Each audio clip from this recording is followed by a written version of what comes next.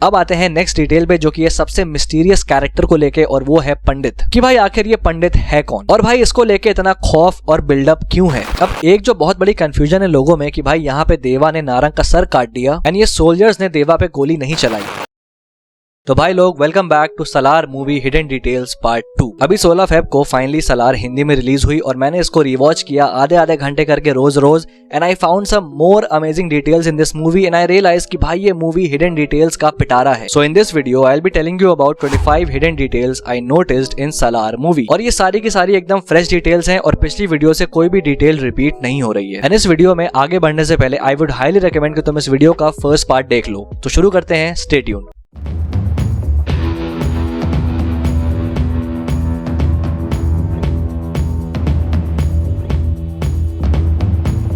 अब ये पहली डिटेल कोई विजुअल डिटेल नहीं है बट काइंड ऑफ एक नैरेटिव बेस्ड डिटेल है and I found it really interesting कि कैसे सलार केजीएफ का एंटीथीसिस है। एंटीथीसिस बोले तो ऑपोजिट। कैसे? जहां एक तरफ केजीएफ काइंड ऑफ एक पावर फैंटेसी की तरह प्रेजेंट करी गई है, जहां Rocky is a force to be reckoned with and वो कैसे भी पावर ऑब्टेन कर लेता है एंड उसे एंजॉय करता है। वहीं सलार कंप्लीटली ऑपोजिट डायरेक्शन में जाती है और हमको दिखाती है कि क्यों पावर स्ट्रगल्स हमेशा खून की नदियां बहाते हैं और तबाही मचाते हैं एंड क्यों हर एक को एक हम्बल लाइफ जीना सीखना चाहिए। लाइक हर एक कैरेक्टर को देख लो, सब के सब पावर के नशे में धुत हैं एंड उन सब में सबसे पावरफुल है राजमन्नार, जो कि करता है खानसार का, और इतनी पावर ऑब्टेन करने के बाद भी वो ओवरथ्रो होने के डर में जीता है। इवन वरदराज देवा को रोकता है क्योंकि वो डरता है कॉन्सिक्वेंसेस से। सो व्हाट आई थिंक कि सलार केजीएफ की सेट की हुई इस पावर फैंटेसी ट्रोप को ब्रेक करता है, ये हाईलाइट करते हुए कि भाई ऐसी चीजें कभी भी अच्छे अंजाम तक नहीं पहुंचती और इसमें इन्वॉल्व हर इंसान भुगतता है, इवन देवा और उसकी मदर भी, जो बस एक जगह से दूसरी जगह भागते रहते हैं और एक सेक्लूडेड लाइफ जीने के लिए मजबूर है। अनदर नैरेटिव डिटेल, और ये है देवा और वर्धा के कैरेक्टर को लेकर। अब वर्धा बिलोंग करता है मन्नार ट्राइब को, represented by a bull and bull kind of एक एग्रेसिव एनिमल होता है, फुल ऑफ रेज और हेडस्ट्रॉन्ग। एंड देवा शौर्यांगा ट्राइब का है, रिप्रेजेंटेड बाय अ वुल्फ, जो शार्प, कनिंग और मैनिपुलेटिव एनिमल है। But it is actually Wardha जो कि शार्प, कनिंग और एक हद तक मैनिपुलेटिव है एंड देवा इज द वन जिसके अंदर रेज और एग्रेशन है। So I really love this contrast in their personalities as oppose to their tribe symbols. अब जैसा मैंने बताया कि कैसे सलार की स्टोरी महाभारत से पैरेलल्स ड्रॉ करती है एंड देवा और वर्धा की दोस्ती इंस्पायर्ड है दुर्योधन और कर्ण की दोस्ती से, लेकिन जो देवा का कैरेक्टर है उसके ट्रेड्स महाभारत के एक और पर्सनालिटी से मिलते जुलते हैं and that is Bhishma Pitamah. अब देवा का पूरा नाम है देवरथा, जो कि भीष्म पितामह का भी दूसरा नाम है एंड भीष्म पितामह हस्तिनापुर के राइटफुल रूलर थे, लेकिन उन्होंने अपने इस राइट को सैक्रिफाइस किया। अब obviously for a different reason, और ये चीज उन्होंने अपने पिता के लिए करी, लेकिन ये sacrificing your right for someone close to you is something जो कि देवा भी करता है अपने फ्रेंड वर्धराज के लिए। तो कह सकते हैं कि देवा का कैरेक्टर काइंड ऑफ एक हाइब्रिड है भीष्मा और कर्ण के कैरेक्टर्स का। अब आते हैं नेक्स्ट डिटेल पे। जब देवा और उसकी माँ खानसार छोड़ के जा रहे होते हैं तो काका वर्धा को पर्शियन साम्राज्य की कहानी के बारे में याद दिलाता है। अब इस पर्शियन साम्राज्य की कहानी ऑब्वियसली देवा और वर्धा के डायनामिक को सिग्निफाई करती है, लेकिन इस कहानी का एक और इम्पोर्टेंट सिग्निफिकेंस खानसार के नाम से भी जुड़ा हुआ है। अब पर्शिया का मॉडर्न डे नेम है ईरान एंड ईरान में एक्चुअली में खानसार नाम की एक सिटी है, जहाँ से इस फिक्शनल सिटी का नेम लिया गया है एक एक्स्ट्रा ए ऐड करके। और कहीं ना कहीं ये डिटेल और ज्यादा डीप पैरेलल ड्रॉ करती है खानसार की कहानी में और उस पर्शियन साम्राज्य की कहानी में। अब ये जो नेक्स्ट डिटेल है इसको तुम काइंड ऑफ मेरा पर्सनल इंटरप्रिटेशन कह सकते हो, काइंड ऑफ एक पर्सपेक्टिव जो कि मुझे लगा कि पॉसिबल है। अब जैसा कि हमको पता है कि देवा असली हकदार है खानसार की कुर्सी का, लेकिन प्रेजेंट डे में हम देख सकते हैं कि उस कुर्सी पे वर्धा बैठा हुआ है। अब ये डायनामिक इंटरलिंक्ड है इस पर्टिकुलर सीन से, जहाँ पे देवा की माँ वर्धा और देवा दोनों को खाना खिलाती है। अब इस सीन में जो निवाला देवा खाने जा रहा होता है वो वर्धा खा लेता है अपनी तरफ करके, काइंड ऑफ सिंबलाइजिंग कि देवा की जो कुर्सी है जिस पर उसका हक है वो अब वर्धराज के पास है। और फिर इसी सीन के नेक्स्ट पार्ट में जब दोबारा से देवा की माँ निवाला देती हैं तो इस बार देवा खुद वो निवाला वर्धा को खिला देता है, अगेन सिंबलाइजिंग कि कैसे देवा ने अपना जो हक है, अपना जो राइट है वो वर्धराज को दे दिया, या यूं कहो कि सैक्रिफाइस कर दिया for the sake of his promise कि वो खानसार की गद्दी वर्धराज को ही दिलवाएगा। अगेन ये सिर्फ और सिर्फ मेरा इंटरप्रिटेशन है, मैंने बस सोचा कि आपके साथ शेयर करूं। अब जब फिल्म 2017 में शिफ्ट हो जाती है तो हमें ये हैकर दिखाया जाता है जो कि आध्या को डिटेक्ट करता है। अब इस सीन के स्टार्टिंग में इधर दीवार पे ध्यान दो तो यहाँ पर हम रॉयल चैलेंजर्स बैंगलोर का पोस्टर देख सकते हैं। अब ये रैंडम नहीं है, एक्चुअली में royal Challengers Bangalore Hombale films का ऑफिशियल डिजिटल पार्टनर है। सो ये काइंड ऑफ एक स्पॉन्सर इंटीग्रेशन कह सकते हो तुम। अब इसी के नीचे तुम ये पोस्टर देख सकते हो एक बियर्डेड पर्सन का। बहुत ध्यान से देखने के बाद और गूगल पे रेफरेंस इमेजेस चेक करने के बाद मुझे पता चला कि ये क्रेटोस है, द गॉड ऑफ वॉर। तुम ये HD इमेज भी देख सकते हो, सेम है। Now Kratos here is actually a really good reference to Deva's character, क्योंकि एक हद तक कुछ सिमिलैरिटीज हैं देवा और क्रेटोस के कैरेक्टर आर्क्स में। अब देवा just like Kratos is a ruthless and violent person and an absolute killing machine. अब God of War गेम में Kratos एरीज को सर्व करता है एंड उसके लिए काउंटलेस लोगों को मौत के घाट उतारता है एंड उसके लिए टेरिटरीज भी कैप्चर करता है एंड उसका ये रैम्पेज इस हद तक बढ़ जाता है कि वो अपनी खुद की फैमिली को भी मार देता है, जिसके बाद से उसको रियलाइज होता है कि उसका ब्लड लस्ट हद से ज्यादा बढ़ गया है एंड वो एरीज को सर्व करना छोड़ देता है। देवा भी वर्धा को सर्व करता है एंड उसके लिए लोगों को वो मारेगा सेकंड पार्ट में एंड टेरिटरीज भी कैप्चर करेगा एंड मोस्ट प्रोबेबली वो शौर्यंगास को भी मार देगा जो कि उसके अपने लोग हैं। एंड जस्ट लाइक क्रेटोस, देवा भी अपने इस ब्लड लस्ट के हद से ज्यादा बढ़ जाने पर वर्धा का साथ छोड़ देगा। अब आते हैं नेक्स्ट डिटेल पे। जब आध्या फ्लाइट से आ रही होती है तो उसकी फ्लाइट वाराणसी में लैंड करने वाली होती है एंड वाराणसी हिंदू कल्चर में कितना बड़ा सिग्निफिकेंस रखता है ये हम सबको पता है। इवन फॉरेनर्स भी आते हैं यहाँ की पूजा पाठ और बाकी कल्चरल इवेंट्स का हिस्सा बनने। एंड आध्या की सीट के बगल में हम एक फॉरेनर को देख सकते हैं जिसने माला पहनी है और टीका लगाया हुआ है। अब ये नेक्स्ट डिटेल मोर लाइक एक VFX डिटेल है। जब अबरार कार के टायर्स में ये डिवाइस लगाता है जिससे बाद में ये टायर्स पंचर हो जाती हैं, नोटिस करो तो ये पहले ग्रीन होती हैं but just before the explosion एक मिलीसेकंड के लिए दे टर्न रेड, शोइंग कि वो एक्टिवेट हो गई। A really minute but good detail. Next detail भी एक VFX डिटेल है। जब आध्या को किडनैप करने से पहले ये आदमी उसके ड्राइवर को शूट करता है तो अगर सही टाइम पे पॉज करो तो you can see the bullet projectile. Like इसके बिना भी सीन वर्क करता but putting it here shows the director's attention to detail. अब आते हैं नेक्स्ट डिटेल पे। अब ये सीन जहाँ ये बच्चे देवा से कहते हैं कि कब तक हमें वेट करवाएगा, तो देवा कहता है कि जोड़ने की जगह तोड़ने का काम देते तो एक फटके में फोड़ देता, जिसमें बच्चों का रिएक्शन काइंड ऑफ होता है कि हाँ हाँ चल फेंक मत। तो एक ही फटके में। अब जब देवा आध्या को बचाता है गुंडों से तो इस सीन में जब देवा इस आदमी को मारता है तो उन बच्चों में से एक कहता है कि एक ही फटके में, क्योंकि उसको रियलाइज होता है कि भाई देवा मजाक नहीं कर रहा था। Another nice continuity detail. अब इस सीन में ये बच्चा बॉल ढूंढते हुए आता है तो देवा के कार के वेपन्स केस को ओपन करने की कोशिश करता है एंड ऑलमोस्ट कर भी लेता है बट देवा आ जाता है। अब सोचने वाली बात यह है कि इतने खतरनाक वेपन्स केस को देवा ऐसे केयरलेसली एक्सेसिबल कैसे छोड़ सकता है कि एक बच्चा भी उसको ओपन कर ले। वेल ऐसी बात नहीं है। अगर इस सीन में ध्यान से इस केस के दोनों तरफ देखो तो ये मेटल के 2 प्लेट्स दिखेंगे। अब इंटरवल सीन में तुम अगर देखो तो इसी जगह पे ऐसे मेटल स्लेट से लॉक लगा हुआ है एंड ये काफी टाइम से है क्योंकि उस मेटल प्लेट के एरिया में तुम रस्ट भी देख सकते हो जो उसके लंबे समय से वहां लगे रहने की वजह से हुआ है। तो इसका मतलब देवा के पास इस कैश को लॉक करने का सिस्टम है, बस उस दिन लॉक करना भूल गया, which is again careless but amazing attention to detail. Hats off. अब ये सीन तो सबको याद होगा जब देवा अपने फिस्ट टाइट करने की कोशिश करता है लेकिन नहीं कर पाता है एंड एक इंजन स्टार्ट होने की आवाज आती है बैकग्राउंड में एंड जब फाइनली फिस्ट क्लोज कर लेता है तो इंजन स्टार्ट। वेल ये जो इंजन की आवाज है ये स्पेसिफिकली इसुजू इंजन की आवाज है। अब स्पेसिफिकली यहाँ पे इसुजू इंजन की ही आवाज इसलिए यूज करी गई है बिकॉज ये एक रेफरेंस है प्रभास की पुरानी फिल्म बुज्जी गाड़ू का। తర్వాత మోడల్ इसुजू इंजन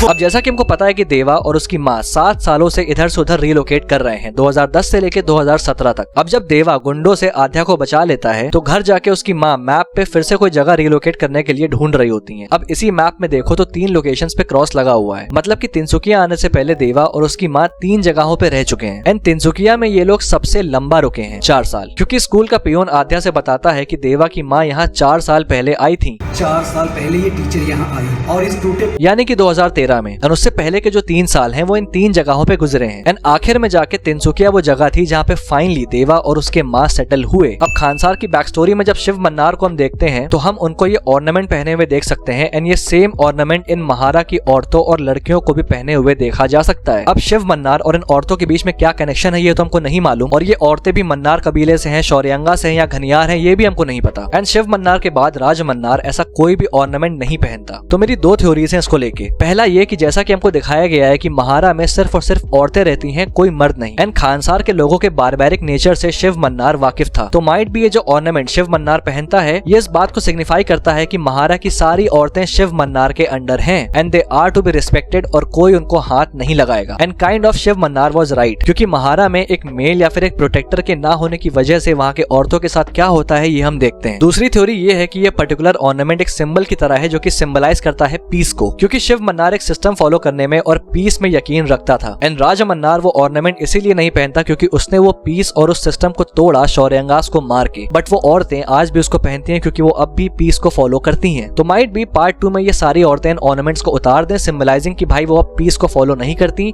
और फिर फाइट बैक करें। अब खानसार के फ्लैशबैक सीन में यहाँ बहुत ध्यान से देखो तो ये काली माँ की मूर्ति लग रही है। एंड खानसार में काली माँ की मूर्ति सिर्फ एक ही जगह पे है और वो है महारा। तो ये जगह महारा हो सकती है। एंड अगर ऐसा है तो मतलब महारा एक बहुत ही इंपॉर्टेंट सिग्निफिकेंस होल्ड करता है खानसार की हिस्ट्री में। एंड इट ऑल्सो एक्सप्लेन्स कि शिव मन्नार वो सेम ऑर्नामेंट क्यों पहनता है जो कि महारा की औरतें पहनती हैं। अब आते हैं नेक्स्ट डिटेल पे। जब वरदराज देवा को लेके खानसार जाता है तो हम देख सकते हैं कि वो लोग पहाड़ में बने एक टनल से पहले एंट्री लेते हैं जिसके पार आता है खानसार। दिस ऑल्सो एक्सप्लेन्स कि खानसार इतनी बड़ी जगह होकर भी छुपी हुई कैसे है, बिकॉज मैप के अकॉर्डिंग वो एक तरफ पहाड़ और दूसरी तरफ अरेबियन सी से घिरी हुई है। अब ये जो टनल है इसको ध्यान से देखो एंड ये सीन देखो जहाँ मिली सेकंड के लिए हमें देवा का ये जैकेट वाला लुक मिलता है, ये सीन भी इसी टनल में हो रहा है। अब मैंने पहले बताया था कि सलार में विजुअल्स और डायलॉग्स के थ्रू काफी फोरशैडोइंग करी गई है। एक ऐसी फोरशैडोइंग इस सीन में आती है जहाँ देवा कहता है कि बड़ी बड़ी दीवारें बनाते हैं बाहर जाने वाले के डर से नहीं बल्कि अंदर आने वाले के डर से, जो कि आगे चल के सही साबित होता है जब हमको मालूम चलता है कि राज मन्नार ने एक्चुअली में ये दीवारें इसी डर से बनाई थी कि कोई शौर्यंगा अगर जिंदा बच गया हो तो वो अंदर ना आ सके। अब इस सीन में जब ये लड़की काली माँ के ऑपोजिट बैठ के प्रे करना शुरू कर देती है ये कहते हुए कि भगवान तो नहीं आएगा, कोई राक्षस बचाने आ जाए। एंड उसी पॉइंट पे देवा की एंट्री होती है। Now here I love the visual symbolism कि कैसे खानसार के गेट्स रिप्रेजेंट करते हैं गेट्स ऑफ हेल को जहाँ पे डेमंस रहते हैं एंड उस गेट से एंटर कर रहा है खुद डेमन,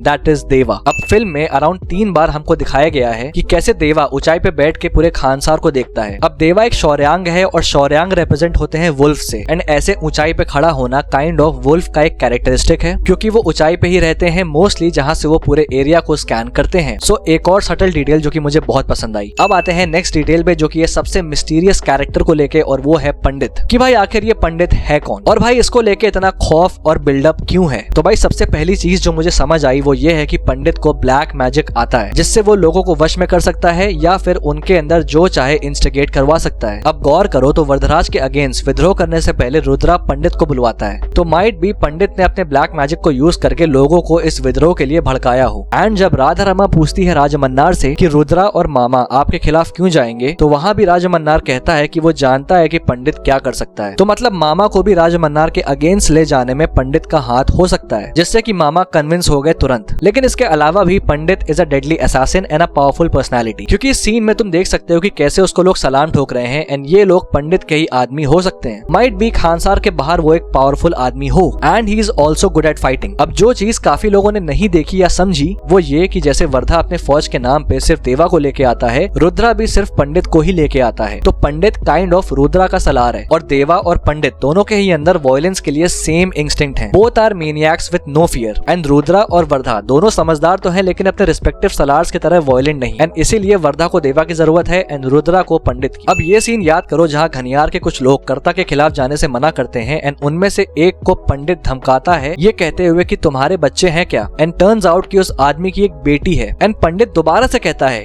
गर्ल। ये एक बहुत ही इंपॉर्टेंट एंगल बन सकता है पंडित और देवा के फेस ऑफ में। अब ऑब्वियसली पंडित को एक इमोरल इंसान की तरह दिखाया गया है, तो माइट भी सेकंड पार्ट में पंडित घनियार के इस मेंबर की बेटी को मारने की कोशिश करे या कुछ गलत करने की कोशिश करे। एंड जब लड़कियों पे जुल्म होता है तो देवा किस रेज मोड में आता है हम देख चुके हैं। तो हो सकता है देवा और पंडित के बीच कॉन्फ्लिक्ट में ये एंगल एक बहुत ही इंपॉर्टेंट पार्ट प्ले करे। अब आते हैं नेक्स्ट डिटेल पे। जब देवा फाइनली विष्णु को मार देता है तो ये जिस तरीके से भाला उसके अंदर घुसेड़ता है ये तरीका काफी सिमिलर है 18th सेंचुरी के कैपिटल पनिशमेंट मेथड से जिसको कहते हैं इम्पेलमेंट, जहां ऐसे कंप्लीट या पार्शियल तरीके से मुजरिम के अंदर भाले को पेनिट्रेट किया जाता था एंड ऐसे ही स्पीयर के नीचे वाले हिस्से को जमीन में गाड़ के बॉडी लटके रहती थी। अब ये पनिशमेंट जिन क्राइम्स के लिए दी जाती थी उनमें से एक क्राइम था सेक्सुअल क्राइम एंड विष्णु एक पेडोफाइल होता है एंड पेडोफिलिया भी एक सेक्सुअल क्राइम है। तो यहाँ विष्णु को उसके क्राइम के हिसाब से एक्यूरेट पनिशमेंट मिली। अब एक जो बहुत बड़ी कंफ्यूजन है लोगों में कि भाई यहाँ पे देवा ने नारंग का सर काट दिया एंड ये सोल्जर्स ने देवा पे गोली नहीं चलाई, जबकि राधा रामा ने ऑर्डर दिया इन सोल्जर्स को कि भाई देवा को मार दो। एंड इस सीन को काफी लॉजिकलेस बोला गया, ये कहते हुए कि भाई कोई सेंस नहीं है इस सीन का। लेकिन लोग निबंधन को भूल गए और उसके एक बहुत ही इंपॉर्टेंट रूल को, कि बलवान का ही राज्य, बलवान की ही कुर्सी। एंड देवा ने यहाँ पर बड़े ही स्मार्टली इस रूल को अपने एडवांटेज में इस्तेमाल किया। कैसे? वेल, जब उसने नारंग का हाथ काटा तब तो सोल्जर्स उसको शूट करने को रेडी थे एंड कर भी देते, बट जस्ट बिफोर दैट देवा ने नारंग का सर उड़ा दिया। एंड ये सब हो रहा होता है वेलमगढ़ी में, जहाँ का सरदार नारंग है। एंड एक सरदार को उसी के टेरिटरी में मार के देवा ने निबंधन के इस रूल को जस्टिफाई कर दिया एंड खुद को ओवर पावर कर दिया नारंग के ऊपर। एंड इसीलिए वो सोल्जर्स उसको नहीं मारते, क्योंकि अब वहाँ पे देवा बलवान है। तो भाई यहाँ होता है वीडियो का अंत। बाकी तुम्हें कैसी लगी है डिटेल्स मुझे कमेंट बॉक्स में लिख के जरूर से बताना, और अगर तुम्हारे पास कोई डिटेल्स और थ्योरीज हैं तो वो भी जरूर से लिख के बताना। और अगर वीडियो पसंद आए तो लाइक कर देना, और अगर पहली बार यहाँ पे आए तो सब्सक्राइब करना मत भूलना ऐसी और वीडियोस के लिए। Till then, this is your pop culture net signing off. We'll see you guys in the next video.